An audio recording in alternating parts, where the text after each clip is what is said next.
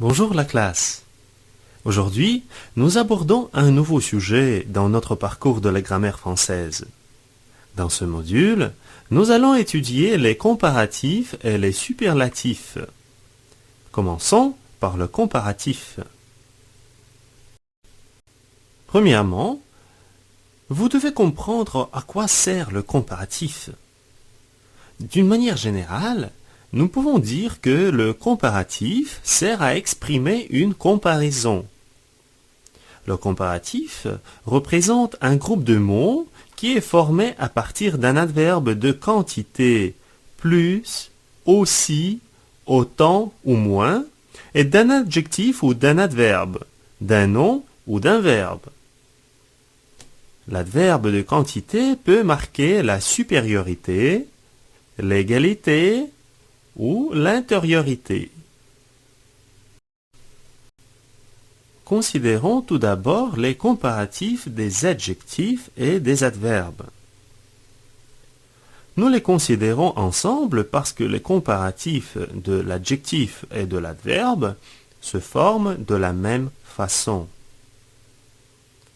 Pour former un comparatif de supériorité de l'adjectif ou de l'adverbe, nous prenons un adverbe de quantité, plus, nous y ajoutons l'adjectif ou l'adverbe que nous voulons comparer, et finalement, nous mettons que et le complément de la comparaison.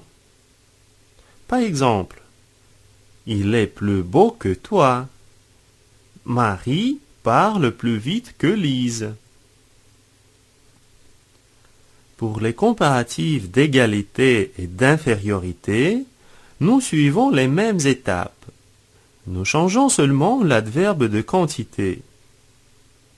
Pour marquer l'égalité, nous ajoutons aussi, et pour ce qui est de l'infériorité, nous utilisons l'adverbe moins. Par exemple, il est aussi riche que moi. Je parle moins fort que vous, etc. J'aimerais vous rappeler que nous devons faire l'accord quand il s'agit du comparatif des adjectifs. Comme tous les adjectifs s'accordent avec le nom auquel ils se rapportent. Par exemple, ma voiture est moins neuve que la tienne. Nous accordons l'adjectif neuve avec le nom féminin voiture.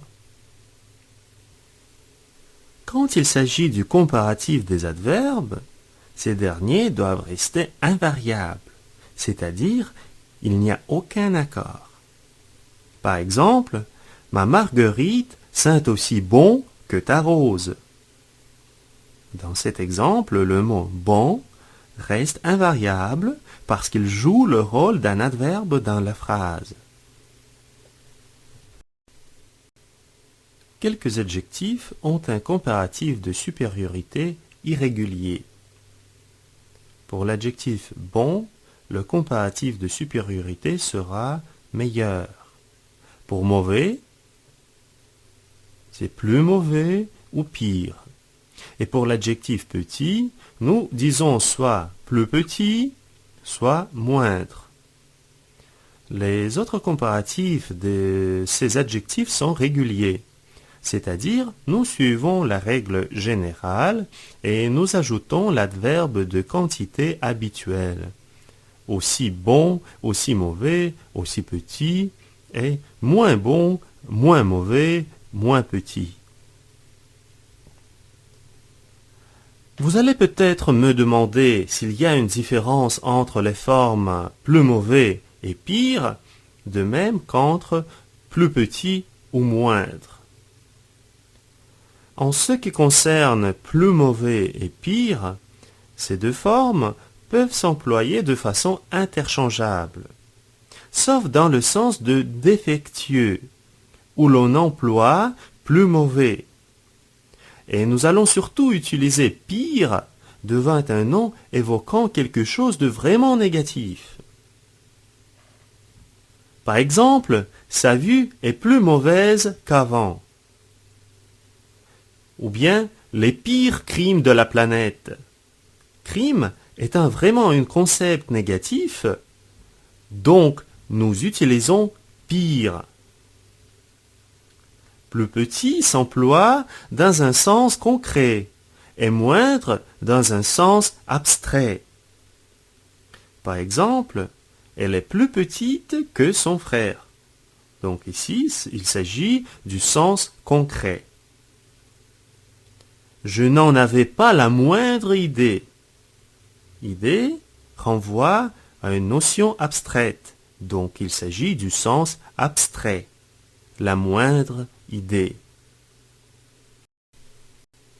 En ce qui est des adverbes, là aussi nous remarquons quelques irrégularités.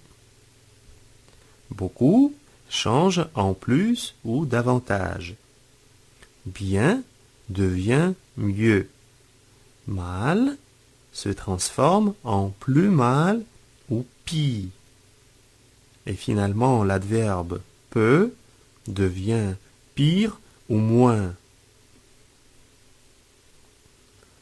Quand il s'agit de différencier les formes du comparatif des adverbes plus et davantage, il faut tenir en considération que la forme plus est plus fréquente. Notons qu'il n'y a pas de différence de sens notable entre ces deux formes. Nous allons privilégier l'emploi de la forme davantage, surtout à la fin de la phrase. Par exemple, il est aussi intelligent que son frère et même davantage.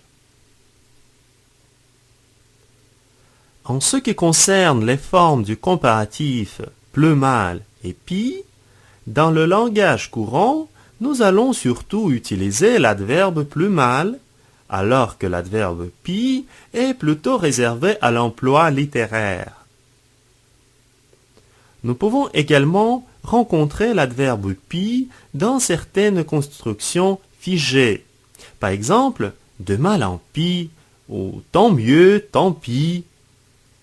Par exemple, ça va de mal en pis, ce qui signifie ça va de plus en plus mal. Passons maintenant à la formation du comparatif des noms. Pour former un comparatif de supériorité d'un nom, nous prenons l'adverbe plus. Avec une préposition de, nous y ajoutons le nom dont il s'agit et ensuite que plus le complément. Pour ce qui est du comparatif d'égalité, nous allons utiliser l'adverbe autant de et pour l'intériorité, ce sera moins de. Par exemple, j'ai eu plus de chance que vous. Dans cette phrase, nous avons formé un comparatif de supériorité du nom chance. Encore quelques exemples. Elle a autant de travail que Régine. L'exemple du comparatif d'infériorité, Marc a pris moins de photos que René. Notez que dans tous ces exemples, il n'y a pas d'article devant le nom. Plus de chance, autant de travail, moins de photos. Pour ce qui est du comparatif des verbes, nous allons utiliser les adverbes de comparaison suivants. Pour exprimer la supériorité, on utilise plus que, ensuite va le verbe, plus que et complément. Pour marquer l'égalité, nous utilisons autant que, et pour exprimer l'infériorité, nous ajoutons moins que. Par exemple, il a parlé plus que toi, il a parlé autant que perroquet, il a parlé moins que son ami.